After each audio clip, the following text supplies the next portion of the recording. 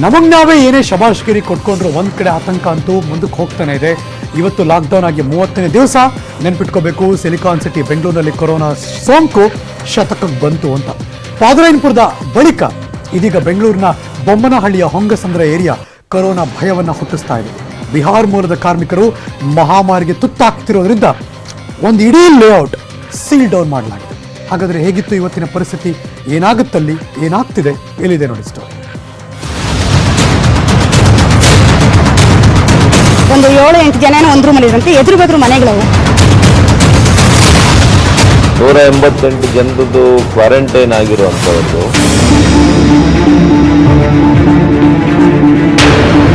ಇದು ಬೆಂಗಳೂರಿಗೆ ಭಯ ಮೂಡಿಸೋ ಮತ್ತೊಂದು ಪ್ರಕರಣ.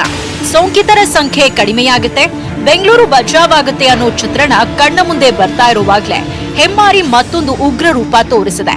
ಸೇಫ್ ಆಗಿದ್ದ ಜಾಗ ರಾತ್ರಿ ಕಳೆದು ಹಗಲಾಗೋದ್ರೊಳಗೆ ಹಾಟ್ ಸ್ಪಾಟ್ ಆಗಿ ಬದಲಾಗಿದೆ. ಸಿಲಿಕಾನ್ ಸಿಟಿಯ ಮತ್ತೊಂದು ಏರಿಯಾ ಸೀಲ್ ಡೌನ್ ಆಗಿದ್ದು ನಗರದಲ್ಲಿ ಕೊರೋನಾ ಭೀತಿ ಮತ್ತಷ್ಟು ಹೆಚ್ಚಾಗಿದೆ.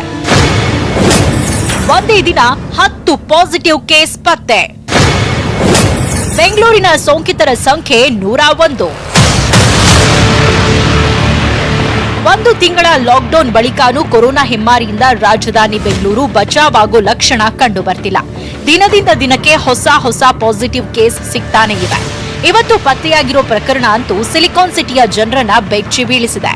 ಬೊಮ್ಮನಹಳ್ಳಿಯ ಹೊಂಗಸಂದ್ರದಲ್ಲಿದ್ದ ಬಿಹಾರ ಮೂಲದ ವಲಸೆ ಕೂಲಿ ಕಾರ್ಮಿಕರಲ್ಲಿ 9 ಮಂದಿಗೆ ಸೋಂಕು ಅಂಟಿದ್ದು ಎಲ್ಲರೂ 24ರಿಂದ 40 ವರ್ಷದ ಒಳಗಿನವರೇ. ಈ ಒಂದು ಪ್ರಕರಣದಿಂದ ಬೆಂಗಳೂರಿನ ಸೋಂಕಿತರ ಸಂಖ್ಯೆ ಈಗ ಶತಕ ಬಾರಿಸಿ 101ಕ್ಕೆ ತಲುಪಿದೆ.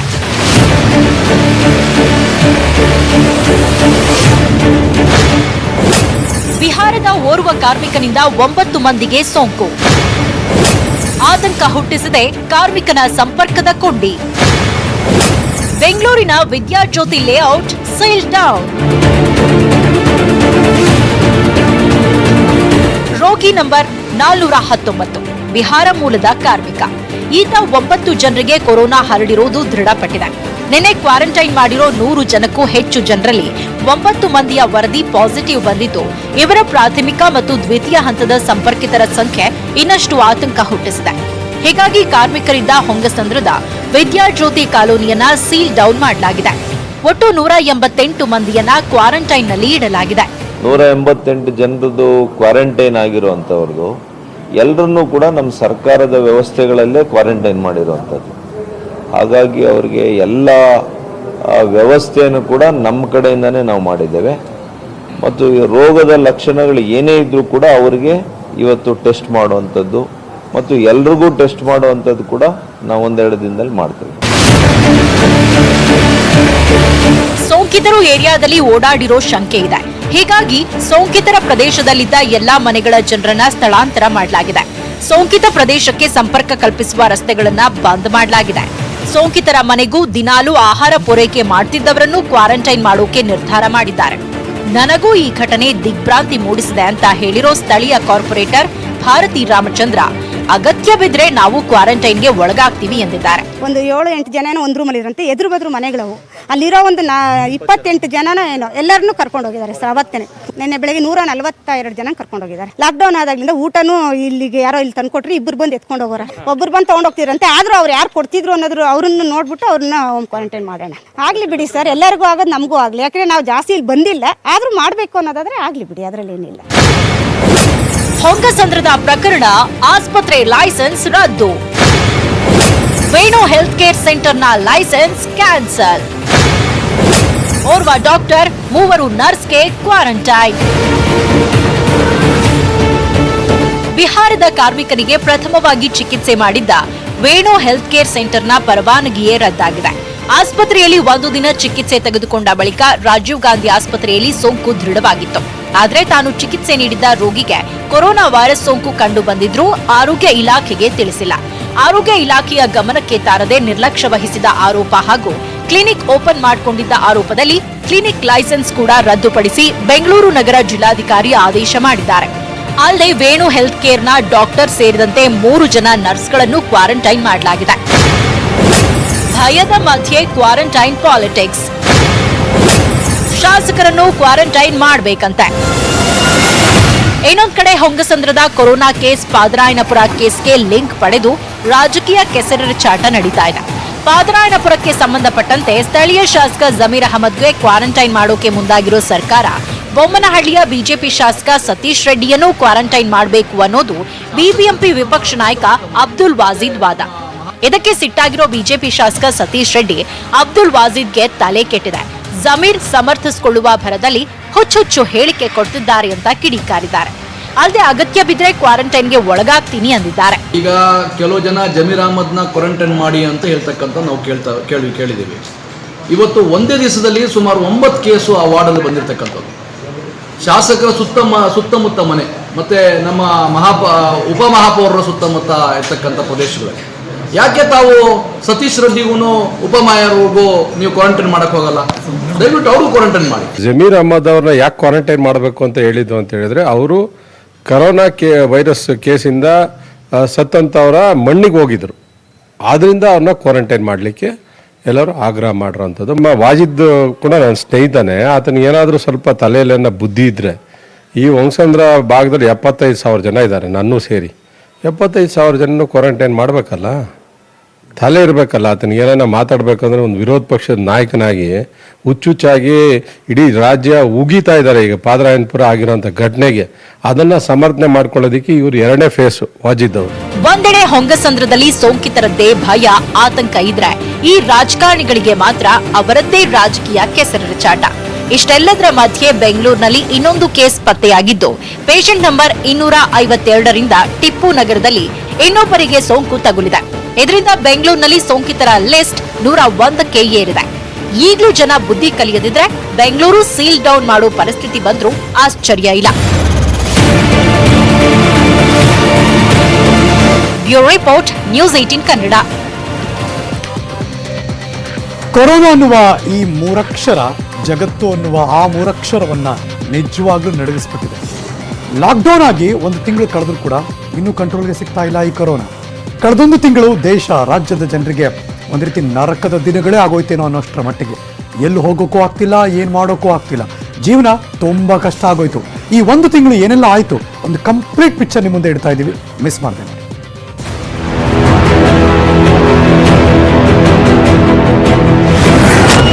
ದೇಶವೇ ಲಾಕ್ಡೌನ್ ಆಗಿ 30 ದಿನ. ಕರುನಾಡಿನಲ್ಲಿ ಕಮ್ಮಿಯಾಗಿಲ್ಲ ಕೊರೋನಾ.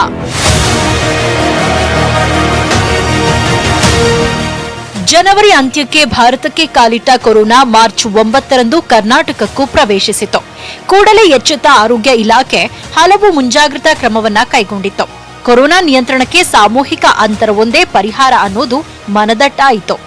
ಜನತಾ ಕರ್ಫ್ಯೂ ಬೆನ್ನಲ್ಲೇ ಇಡೀ ದೇಶದಲ್ಲಿ ಲಾಕ್ಡೌನ್ ಜಾರಿಯಾಯಿತು. भारत में लॉकडाउन को अब 3 मई तक और बढ़ाना पड़ेगा.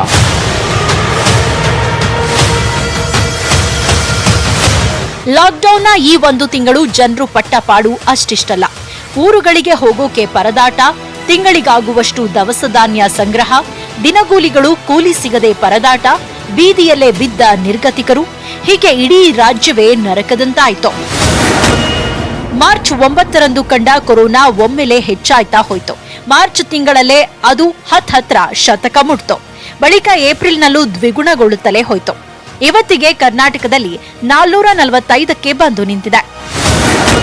ಜಗತ್ತನ್ನೇ ನಡುಗಿಸಿದ ಕೊರೋನಾ ಕಟ್ ಹಾಕಿದ್ದು ಏಪ್ರಿಲ್ನಲ್ಲಿ 175 ಸೋಂಕು, 5 ಸಾವಿನಿಂದ ದೇಶದಲ್ಲಿ 3ನೇ ಸ್ಥಾನದಲ್ಲಿದ್ದ ರಾಜ್ಯ 11ನೇ ಸ್ಥಾನದಲ್ಲಿದೆ.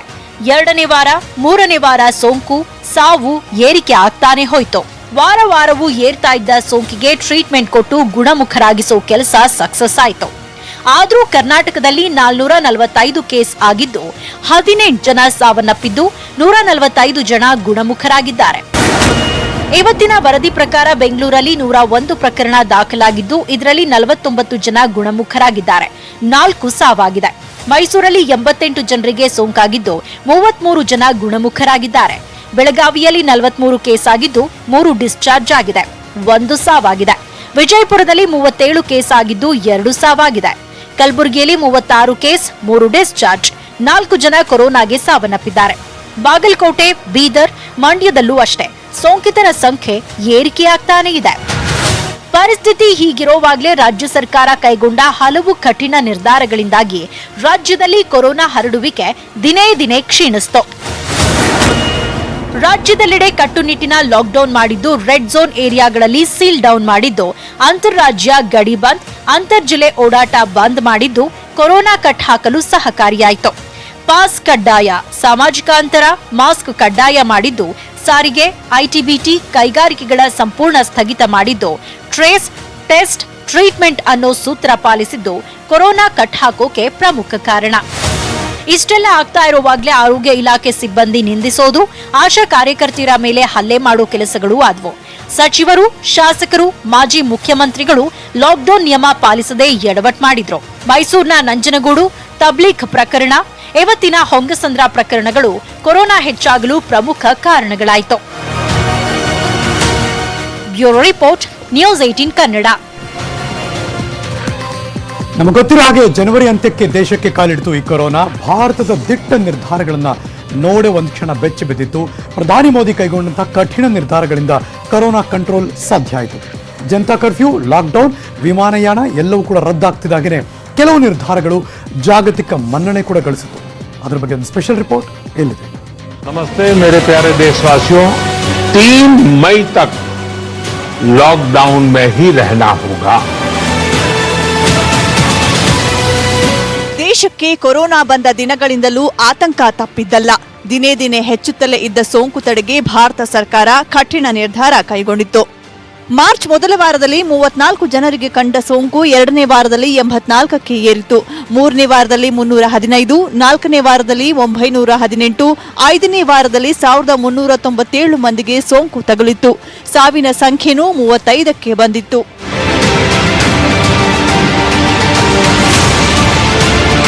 ಏಪ್ರಿಲ್ ಮೊದಲ ವಾರದಲ್ಲಿ ಕಂಡ 5274 ನಂಬರ್ ಇದ್ದ ಸೋಂಕು ಹಂತ ಹಂತವಾಗಿ 10,000, 18,000ದಿಂದ ಇವತ್ತಿಗೆ 22,000 ಗಡಿಗೆ ಬಂದಿದೆ. ಸಾವಿನ ಸಂಖ್ಯೆ 149ರಿಂದ 686ಕ್ಕೆ ಏರಿದೆ. ಗುಣಮುಖರಾದವರ ಸಂಖ್ಯೆಯು 4,325ಕ್ಕೆ ತಲುಪಿದೆ.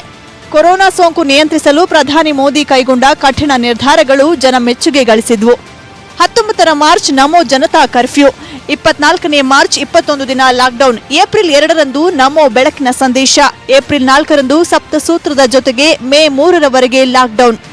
ಇದಿಷ್ಟೇ ಅಲ್ಲ, 30 ದಿನದ ಲಾಕ್ಡೌನ್ನಲ್ಲಿ ಕೇಂದ್ರ ಸರ್ಕಾರದ ಮಹತ್ವದ ನಿರ್ಧಾರಗಳು ಕೂಡ ಕೊರೋನಾ ವಿರುದ್ಧದ ಹೋರಾಟಕ್ಕೆ ಸಾಕ್ಷಿಯಾಗಿದ್ವು. ವಲಸಿಗರನ್ನ ಸುರಕ್ಷಿತವಾಗಿ ಊರು ಸೇರಿಸಿದ್ದು, ಭಾರತದ ಹವಾಗುಣ, HCQ-ನಂತಹ ಔಷಧಿ ಬಳಕೆ, ಕೇಂದ್ರದಿಂದ 80 ಕೋಟಿ ಬಡವರಿಗೆ ಆಹಾರ ಪೂರೈಕೆ, ಉಚಿತ ಗ್ಯಾಸ್, ಅಕ್ಕಿ, ಬೇಳೆ, ಹಾಲು ವಿತರಣೆ ಮಾಡಿದ್ದು, ಆರ್ಥಿಕತೆ ಯೋಚಿಸದೆ ಜನರಿಗಾಗಿ ಲಾಕ್ಡೌನ್ ಮಾಡಿದ್ದು. ಪರಿಸ್ಥಿತಿ ಹೀಗಿರುವಾಗ ಭಾರತಕ್ಕೆ ಭವಿಷ್ಯದಲ್ಲಿ ಒಳ್ಳೆಯದಾಗುತ್ತೆ ಅಂತಾನೆ ಲೆಕ್ಕ ಹಾಕಲಾಗ್ತಿದೆ.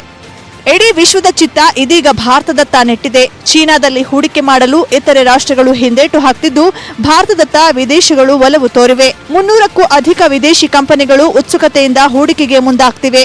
ವಿದೇಶಿ ಬಂಡವಾಳ ಹೂಡಿಕೆಗೆ ದೇಶ ಸನ್ನದ್ಧವಾಗಿದ್ದು, ಆರ್ಥಿಕತೆ ವೃದ್ಧಿಸಲಿದೆ. ಹಾಗೆ ದೇಶೀಯ ಉತ್ಪನ್ನಗಳಿಗೂ ಹೆಚ್ಚಿನ ಬೇಡಿಕೆ ಬರಲಿದೆ. ಮೋದಿ ಸರ್ಕಾರದ ಕಾರ್ಯವೈಖರಿಯನ್ನ ವಿಶ್ವವೇ ಮೆಚ್ಚಿಕೊಂಡಿದೆ. ಲಾಕ್ಡೌನ್ ಮಾಡಿದಾಗ ಮೋದಿ ಕಡೆ ಬೊಟ್ಟು ಮಾಡಿದವರೇ ಈಗ ಮೋದಿ ನಿರ್ಧಾರಕ್ಕೆ ನಮೋ ನಮಃ ಅಂತ ಕೈಜೋಡಿಸಿ ಕೈ ಮುಗಿತಿದ್ದಾರೆ. ಕೊರೋನಾ ವಿರುದ್ಧದ ಹೋರಾಟದ ಜೊತೆಗೆ ಹಂತ ಹಂತವಾಗಿ ಲಾಕ್ಡೌನ್ ಸಡಿಲಿಕೆ ಆಗ್ತಿದೆ. ನಿನ್ನೆ ಇವತ್ತು ಅನ್ನೋದನ್ನ ಬಿಟ್ಟು ನಾಳೆ ಬಗ್ಗೆ ಆಲೋಚಿಸೋ ಮೋದಿ ಈಗ ಕೊರೋನಾ ಕಟ್ಟಿ ಹಾಕಿದ ವಿಶ್ವದ ಅಗ್ರನಾಯಕರ ಪಟ್ಟಿಗೆ ಸೇರಿದ್ದು, ಇದು ಭಾರತಕ್ಕೆ ಸಿಕ್ಕಿರೋ ಗೌರವ. Bureau report, news 18 Kannada. ಇದುವರೆಗೆ ಕಠಿಣ ತೀರ್ಮಾನಗಳನ್ನು ತೆಗೆದುಕೊಂಡಿದ್ರು, ರೂಲ್ಸ್ ಅಂಡ್ ರೆಗ್ಯುಲೇಷನ್ಸ್ಗಳಿತ್ತು. ಇಷ್ಟೆಲ್ಲದರ ಮಧ್ಯೆ ಇದೀಗ ಲಾಕ್ಡೌನ್ ನಿಯಮವನ್ನು ಇನ್ನಷ್ಟು ಸಡಿಲಿಕೆ ಮಾಡಿದ್ದಾರೆ. ಜೊತೆಗೆ ಕೇಂದ್ರ ಸರ್ಕಾರಿ ನೌಕರಿಗೆ ಸ್ವಲ್ಪ ಕಹಿ ಸುದ್ದಿ ಕೂಡ ಇದ್ದೇ ಇದೆ. ಹಾಗಾದ್ರೆ ಯಾವ್ಯಾವುದು ಏನೇನು? ಬ್ಯಾಂಕೇತರ ಹಣಕಾಸು ಸಂಸ್ಥೆಗಳಿಗೆ ಅನುಮತಿ ಕೊಟ್ಟಿದ್ದಾರೆ, ಮೈಕ್ರೋ ಫೈನಾನ್ಸ್ ಸಣ್ಣ ಹಣಕಾಸು ಸಂಸ್ಥೆಗೆ ಅನುಮತಿ ಕೊಟ್ಟಿದ್ದಾರೆ. ಪುಸ್ತಕ ಮಳಿಗೆ, ಮೊಬೈಲ್ ರೀಚಾರ್ಜ್ ಅಂಗಡಿಗಳು ಓಪನ್ ಮಾಡಬಹುದು. Dry fruits, ice cream, juice ಅಂಗಡಿ ನಾಳೆಯಿಂದ ತೆರೀಬಹುದು. ತೆಂಗಿನಕಾಯಿ, ಅಡಿಕೆ ಮಾರಾಟ, ಗೃಹ ಸಾಲವನ್ನು ಕೊಡಬಹುದು. ಸಾಂಬಾರ್ ಪದಾರ್ಥಗಳ ಮಾರಾಟ ಮಾಡಬಹುದು. ಹಾಲು ಸಂಸ್ಕರಣಾ ಘಟಕಗಳನ್ನು ಓಪನ್ ಮಾಡಬಹುದು. ಹಿಟ್ಟಿನ ಗಿರಣಿ, ಬೇಳೆಕಾಳು ಮಿಲ್ ತೆರೆಯೋದಕ್ಕೆ ಅವಕಾಶ ಇದೆ. ಆರ್ಥಿಕ ಸ್ಥಿತಿ ನಿಭಾಯಿಸೋದಕ್ಕೆ ಕೇಂದ್ರ ಸರ್ಕಾರ ತುಟಿ ಭತ್ಯೆಗೆ ಕೂಡ ಬ್ರೇಕ್ ಹಾಕಿದ್ದಾರೆ. ನಾಳೆ ಕೇಂದ್ರ ವಿತ್ತ ಸಚಿವರ ಜೊತೆ ಪ್ರಧಾನಮಂತ್ರಿ ನರೇಂದ್ರ ಮೋದಿ ಅವರ ಮೀಟಿಂಗ್ ಇದೆ.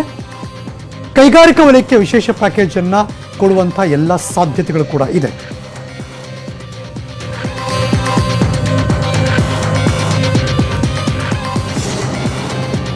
ಕೇಂದ್ರ ಮತ್ತು ರಾಜ್ಯ ಸರ್ಕಾರಗಳ ಸಹಭಾಗಿತ್ವದಿಂದ ಮಾತ್ರ ಕೊರೋನಾ ಸೋಂಕು ಹರಡೋದನ್ನ ತಡೆಯಬಹುದು. ಕೋವಿಡ್ ನಿಯಂತ್ರಿಸಿದ ಬಳಿಕ ಲಾಕ್ಡೌನ್ ಜಯ ಅಪಜಯದ ಬಗ್ಗೆ ಹೇಳಬಹುದು ಅಂತ ಮಾಜಿ ಪ್ರಧಾನಿ ಡಾಕ್ಟರ್ ಮನಮೋಹನ್ ಸಿಂಗ್ ಹೇಳಿಕೆ ಕೊಟ್ಟಿದ್ದಾರೆ. ಎಐಸಿಸಿ ಅಧ್ಯಕ್ಷೆ ಸೋನಿಯಾ ಗಾಂಧಿ ನೇತೃತ್ವದಲ್ಲಿ ಇವತ್ತು ಸಿಡಬ್ಲ್ಯೂಸಿ ಸಭೆಯಲ್ಲಿ ಕೇಂದ್ರದ ವಿರುದ್ಧ ಸೋನಿಯಾ ಗುಡುಗಿದ್ರೆ ಮೇ 3ರ ಬಳಿಕ ವಿನಾಶಕಾರಿ ಪರಿಸ್ಥಿತಿ ಉಂಟಾಗುತ್ತೆ ಅಂತ ಡಾಕ್ಟರ್ ಮನಮೋಹನ್ ಸಿಂಗ್ ಹೇಳಿಕೆ ಕೊಟ್ಟಿದ್ದಾರೆ. ಪ್ರಧಾನಿಗೆ ಹಲವು ಸಲಹೆ ಕೊಟ್ಟಿದ್ದೀನಿ ಅಂತ ಹೇಳಿದ್ದಾರೆ.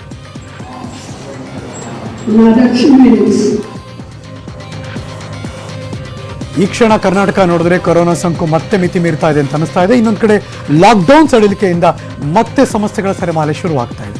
ಇದೆಲ್ಲದರ ಮಧ್ಯೆ ಸಿಎಂ ಯಡಿಯೂರಪ್ಪನವರು ಇವತ್ತು ಆಡಳಿತ ಯಂತ್ರಕ್ಕೆ ವೇಗ ಕೊಟ್ಟಿದ್ದಾರೆ. ಅದೆಲ್ಲದರ ಕಂಪ್ಲೀಟ್ ರಿಪೋರ್ಟ್ ಇಲ್ಲಿ.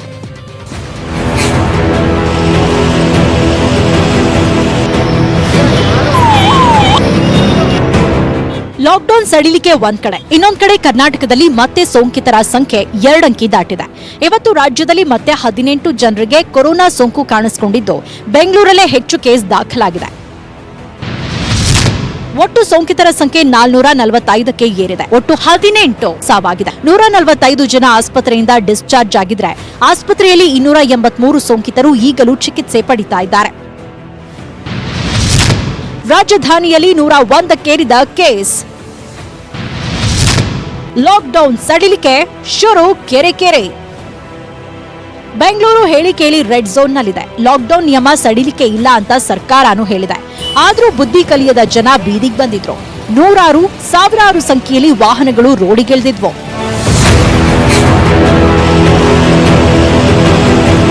ಲಾಕ್ಡೌನ್ ಇದ್ರೂ ಕೂಡ ಇವತ್ತು ಬೆಂಗಳೂರಿನಲ್ಲಿ ವಾಹನಗಳ ದಟ್ಟಣೆ ಅದ್ಯಾಕೋ ಹೆಚ್ಚಾಗಿ ಕಂಡುಬರ್ತಾ ಇದೆ.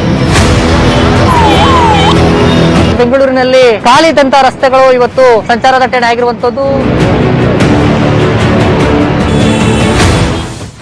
ಕೋರಮಂಗಲ ಟೌನ್ ಹಾಲ್ ಸಿಲ್ಕ್ಬೋರ್ಡ್ ಭಾಗದಲ್ಲಿ ಟ್ರಾಫಿಕ್ ಸಮಸ್ಯೆ ಶುರುವಾಗಿತ್ತು. ಪ್ಯಾಲೇಸ್ ರಸ್ತೆಯಲ್ಲಿ ಟ್ರಾಫಿಕ್ ಸಮಸ್ಯೆಯಲ್ಲಿ ಆಂಬ್ಯುಲೆನ್ಸ್ಗಳು ಸಿಲುಕೊಂಡಿದ್ವು.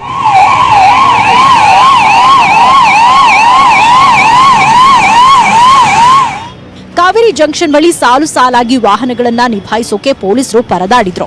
ನೆಲಮಂಗಲ, ಹೆಸರುಘಟ್ಟ, ಚಿಕ್ಕಬಾಣಾವರ ಸುತ್ತಮುತ್ತ ಜನರ ಓಡಾಟ ಹೆಚ್ಚಾಗಿದ್ರೂ ಪೊಲೀಸರೇ ಕಾಣ್ತಿರ್ಲಿಲ್ಲ. ಲಾಕ್ಡೌನ್ ಸಡಿಲಿಕೆ ಆಗದಿದ್ರೂ ಬೆಂಗಳೂರಿನ ದೊಮ್ಮಸಂದ್ರದಲ್ಲಿ ಕ್ಲಬ್ಗಳ ಆರ್ಭಟ ಶುರುವಾಗಿದೆ. ದೊಮ್ಮಸಂದ್ರದ ಆರ್ವಿಎಸ್ ರೀಕ್ರಿಯೇಷನ್ ಅಸೋಸಿಯೇಷನ್ ಕ್ಲಬ್ನಲ್ಲಿ ಜೂಜಾಡ್ತಾ ಇದ್ದ 8 ಜನರನ್ನ ಅರೆಸ್ಟ್ ಮಾಡಿದ್ದಾರೆ. ಕಂಠೀರವ ಸ್ಟುಡಿಯೋ ಬಳಿ ಕರ್ತವ್ಯದಲ್ಲಿದ್ದ ಪೊಲೀಸ್ ಪೇದೆ ಗೋಪಾಲ್ಗೆ ಬೈಕ್ ಡಿಕ್ಕಿ ಹೊಡೆದು ಗಂಭೀರವಾಗಿ ಗಾಯವಾಗಿದೆ. ಬಲಗಾಲಿನ ಮೂಳೆ ಮುರಿದಿದೆ. ಬೆಂಗಳೂರಿನ ಲಗ್ಗೆರೆಯಲ್ಲಿ ಮತ್ತೆ ಇವತ್ತು ಆಶಾ ಕಾರ್ಯಕರ್ತರ ಮೇಲೆ ಹಲ್ಲೆ ನಡೆಸಿದ ಘಟನೆಯೂ ನಡೆದಿದೆ. ಕೋಲಾರ ನಗರ ಮಾರುಕಟ್ಟೆಯಲ್ಲಿ ಜನಜಂಗುಳಿ, ರಸ್ತೆಯಲ್ಲಿ ಜನರ ಓಡಾಟ, ವಾಹನಗಳ ಏರಿಕೆ ಆಗಿತ್ತು. ಗ್ರೀನ್ ಝೋನ್ ಆಗಿದ್ರೂ ಪಕ್ಕದ ಚಿಕ್ಕಬಳ್ಳಾಪುರ ಸೋಂಕಿತರ ಜಿಲ್ಲೆ ಅನ್ನೋ ಭಯಾನೇ ಇರಲಿಲ್ಲ. ಆದ್ರೆ ಶಿವಮೊಗ್ಗ ಗ್ರೀನ್ ಝೋನ್ ಆಗಿದ್ರೂ ಪೊಲೀಸರು ಜನರನ್ನ ಗುಂಪು ಸೇರಲು ಬಿಡದೆ ತರಾಟೆ ತೆಗೆದುಕೊಂಡ್ರು. ವಾಕಿಂಗ್ಗೆ ಬಂದಿದ್ದವರಿಗೂ ಬಿಸಿ ಮುಟ್ಟಿಸಿದ್ರು. ಕೊಡಗಿನಲ್ಲಿ ಲಾಕ್ಡೌನ್ ಸಡಿಲಿಕೆ ನೆಪದಲ್ಲಿ ಹೊರಗೆ ಬರದಂತೆ ಡ್ರೋನ್ ಕಣ್ಗಾವಲು ಹಾಕಿದ್ರು. ಲಾಕ್ಡೌನ್ ಸಡಿಲಿಕೆ ಬೆನ್ನಲ್ಲೇ ಸಿಎಂ ಯಡಿಯೂರಪ್ಪ ಇವತ್ತು ಆಡಳಿತ ಯಂತ್ರ ಚುರುಕುಗೊಳಿಸಿದ್ದಾರೆ. ಅಧಿಕಾರಿಗಳ ಜೊತೆ ಸಭೆ ನಡೆಸಿ ಅಭಿವೃದ್ಧಿ ಕೆಲಸ ಶುರು ಮಾಡಿ ಅಂತ ಸಲಹೆ ಕೊಟ್ಟಿದ್ದಾರೆ. ಕೃಷಿಕರಿಗೆ ರಸಗೊಬ್ಬರ ವಿತರಿಸಿ, ತರಕಾರಿಗಳನ್ನ ಖರೀದಿಸಿ, ಅಗತ್ಯವಿರುವ ಕಡೆ ಕುಡಿಯುವ ನೀರಿನ ವ್ಯವಸ್ಥೆ ಮಾಡಿ, ಬೆಳೆಗಳಿಗೆ ಡ್ಯಾಂ ನೀರು ಹರಿಸಿ ಕುಡಿಯುವ ನೀರು ಒದಗಿಸಿ, ಪ್ರವಾಸಿಗರ ಆಕರ್ಷಣೆಗೆ ಗಮನ ಹರಿಸಿ ಜಾಗೃತಿ ಮೂಡಿಸಿ, ಸರ್ಕಾರಿ ಬಸ್ಗಳಲ್ಲೂ ಸರಕು ಸಾಗಾಣಿಕೆಗೆ ವ್ಯವಸ್ಥೆ ಮಾಡಿ, ಖಾಸಗಿ ಕಂಪನಿಗಳಿಗೆ ಬಸ್ಗಳನ್ನ ಗುತ್ತಿಗೆಗೆ ನೀಡಿ ಆದಾಯ ಹೆಚ್ಚಿಸಿ, ಸರ್ಕಾರಿ ವೈದ್ಯರು, ಗುತ್ತಿಗೆ ವೈದ್ಯರು, ನರ್ಸ್ಗಳ ಸಂಬಳ ಹೆಚ್ಚಳ ಮಾಡಿ ಅಂತ ಸಿಎಂ ಸೂಚಿಸಿದ್ದಾರೆ. ಕೊರೋನಾ ಸೋಂಕಿತರ ಸಂಖ್ಯೆ ಏರಿಕೆಯಾಗ್ತಾನೇ ಇದೆ. ಇನ್ನೊಂದ್ ಕಡೆ ಲಾಕ್ಡೌನ್ ಸಡಿಲಿಕೆಯೂ ಮಿತಿ ಮೀರ್ತಿದ್ದು ಜನ ಪರಿಸ್ಥಿತಿಯನ್ನ ಅರ್ಥ ಮಾಡ್ಕೊಳ್ತಿಲ್ಲ. Bureau report, news 18 Kannada. Welcome back. ಈಗ ನಾನು ನಿಮ್ಮ ಮುಂದೆ ಹೇಳ್ತಿರುವಂತಹ ಒಂದು ಸ್ಟೋರಿ ಇದೆಯಲ್ಲ, ಇದು ಒಂದು ರೀತಿ ಮಾನವೀಯತೆಯನ್ನೇ ಅಣಕಿಸುವಂತಹ ಒಂದು ಸ್ಟೋರಿ. ಯಾರು ನಮ್ಮ ಪ್ರಾಣಕ್ಕೋಸ್ಕರ ಜೀವನವನ್ನೇ ಮುಡುಪಾಗಿಟ್ಟು ಕೊನೆಗೆ ಬಾರದ ಲೋಕಕ್ಕೆ ಪಯಣಿಸಿದಾಗ ಅಂಥವರ ಮೃತದೇಹವನ್ನು ಈ ಸಮಾಜ ನಡೆಸ್ಕೊಳ್ಳುವಂಥ ವಕ್ರ ಮನಸ್ಸಿಗೆ ಹಿಡಿದಂಥ ಕನ್ನಡಿಯ ಸ್ಟೋರಿ. ಕೊರೋನಾಕ್ಕಿಂತ ಕಡೆಯದಾದ ನಿಕೃಷ್ಟ ಮನಸ್ಸುಗಳು ಹೇಗಿರುತ್ತೆ ಅನ್ನೋದಕ್ಕೆ ಬಹುಶಃ ಇದಕ್ಕಿಂತ ಇನ್ಯಾವ ಒಳ್ಳೆಯ ಉದಾಹರಣೆ ಜಗತ್ತಲ್ಲಿ ಸಿಗಲ್ಲ ಅನ್ಸುತ್ತೆ. ಏನಾಯ್ತು ಅಂತೀರಾ? ಸ್ಟೋರಿ ಮಿಸ್ ಮಾಡದೆ ನೋಡ್ಬೇಕು ನೀವು.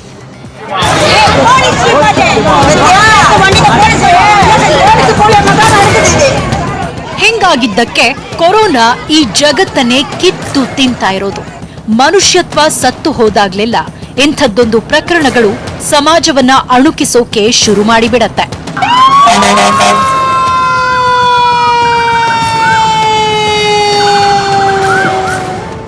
ಈ ಎರಡೂ ದೃಶ್ಯಗಳನ್ನ ನೋಡಿದ್ರೆ ಘಟನೆ ಬಗ್ಗೆ ಒಂದು ಸಣ್ಣ ಮಾಹಿತಿ ಸಿಗಬಹುದೇನೋ. ಇಲ್ಲ ಅಂದ್ರೆ ನಾವ್ ಹೇಳ್ತೀವಿ ಕೇಳಿ. ಒಂದ್ ಕಡೆ ನಮಗಾಗಿ ಪ್ರಾಣವನ್ನೇ ಮುಡಿಪಾಗಿಟ್ಟವರಿಗೆ ಜನ ದೈವದ ಸ್ಥಾನ ಕೊಟ್ಟು ಅಭಿನಂದಿಸ್ತಿದ್ರೆ, ಇನ್ನೊಂದು ನಮಗಾಗಿ ಪ್ರಾಣ ಕೊಟ್ಟವರಿಗೆ ಜನ ಕೊಡ್ತಾ ಇರೋ ಮರ್ಯಾದೆ ನೋಡಿ. ಅಸಲಿಗೆ ಈ ರೀತಿ ಮಾನವೀಯತೆ ಮರೆತ ಘಟನೆ ನಡೆದಿದ್ದು ತಮಿಳುನಾಡಲ್ಲಿ. ಏಪ್ರಿಲ್ 19 ಭಾನುವಾರ ರಾತ್ರಿ 9 ಗಂಟೆ ಸಮಯ. ಶವ ಹೊತ್ತ ಆಂಬ್ಯುಲೆನ್ಸ್ ಆಸ್ಪತ್ರೆಯಿಂದ ಹೊರಟು ಬಿಟ್ಟಿತ್ತು. ಕೆಲವೇ ನಿಮಿಷಗಳಲ್ಲಿ ಆ ಶವ ಸ್ಮಶಾನವನ್ನ ತಲುಪಬೇಕಾಗಿತ್ತು. ಆದ್ರೆ ಅದೇ ಹೊತ್ತಿಗೆ ಅದೆಲ್ಲಿದ್ರೋ ಜನ ಕೈಯಲ್ಲಿ ಆಯುಧಗಳನ್ನ ಹಿಡಿದು ಬಂದೇ ಬಿಟ್ರು. ಹೆಣ ಇಲ್ಲಿ ಹೂಳ್ಬೇಡಿ ಅಂತ ಜಗಳಕ್ಕೆ ನಿಂತ್ರು, ಪ್ರತಿಭಟಿಸಿದ್ರು. ಆಂಬ್ಯುಲೆನ್ಸ್ ಅನ್ನ ಈ ಸ್ಥಿತಿಗೆ ತಂದು ಬಿಟ್ರು.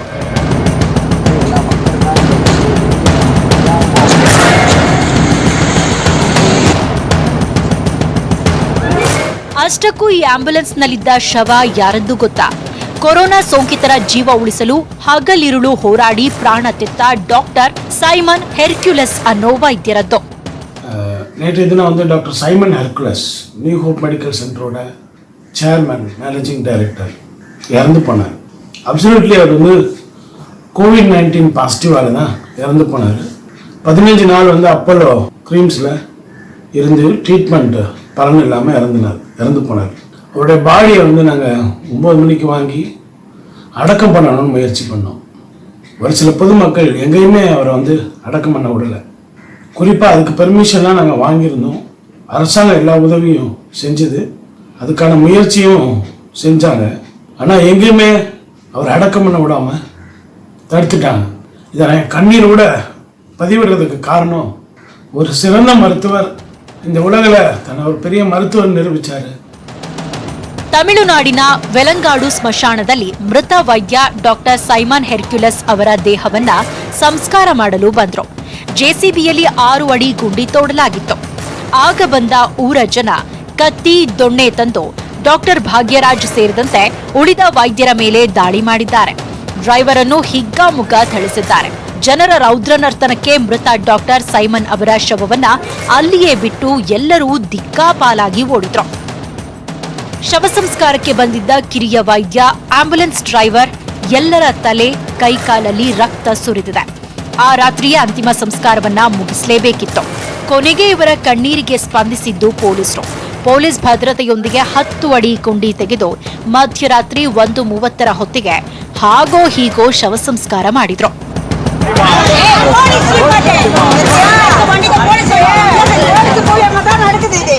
ಪ್ರಾಣದ ಹಂಗು ತೊರೆದು ಜನರನ್ನ ಉಳಿಸೋ ಕಾಯಕಕ್ಕೆ ಕೈ ಹಾಕಿ ರಣಭೂಮಿಯಲ್ಲಿ ಪ್ರಾಣ ತೆತ್ತ ಸೈನಿಕರಂತೆ ಉಸಿರು ಚೆಲ್ಲೋ ವೈದ್ಯರಿಗೆ ನಾವು ಕೊಡೋ ಗೌರವ ಇದೇನಾ? ಇಂತಹ ಪರಿಸ್ಥಿತಿ ಬರುತ್ತೆ ಅನ್ನೋದಾದ್ರೆ ಕೊರೋನಾ ಬಂದಿದ್ರಲ್ಲಿ ತಪ್ಪೇನಿಲ್ಲ ಅನಿಸುತ್ತೆ ಅಲ್ವಾ? Bureau report, news 18 Kannada. Welcome back. ವಿಶ್ವವನ್ನೇ ಆವರಿಸಿರುವಂತಹ ಕೊರೋನಾ ಭೂತ ಬಿಡೋ ಲಕ್ಷಣ ಅಂತೂ ನಿಜವಾಗ್ಲೂ ಕಾಣಿಸ್ತಾ ಇಲ್ಲ. ಪ್ರತಿನಿತ್ಯ ಕೊರೋನಾ ಸೋಂಕಿಗೆ ಸಾವಿರಾರು ಮಂದಿ ಸಾಯ್ತಾನೆ ಇದ್ದಾರೆ. ಈ ರಣರಕ್ಕಸ ವೈರಸ್ನಿಂದ ವಿಶ್ವದಾದ್ಯಂತ 1,86,000ಕ್ಕೂ ಹೆಚ್ಚು ಮಂದಿ ಅಸುನೀಗಿದ್ದಾರೆ. ನೋಡ್ತಿರುವಂತಹ ದೃಶ್ಯ, ಪ್ರಪಂಚದಲ್ಲಿ ಕೊರೋನಾ ಸೋಂಕಿತರ ಅಮೆರಿಕ 8.5 ಲಕ್ಷ, ಇಟಲಿ 1.25 ಲಕ್ಷ ದಾಟಿ ಮುಂದಕ್ಕೆ ಹೋಗಿದ್ದಾರೆ. ಸ್ಪೇನ್ 2,13,000 ಚಿಲ್ಲರೆ, ಫ್ರಾನ್ಸ್ 1,59,877, ಇನ್ನು ಬ್ರಿಟನ್ 1,38,000 ಚಿಲ್ಲರೆ, ಜರ್ಮನಿ 1.5 ಲಕ್ಷ ದಾಟಿದ್ರು, ಚೀನಾ 82,796, ಭಾರತ 21,700 ಜನ.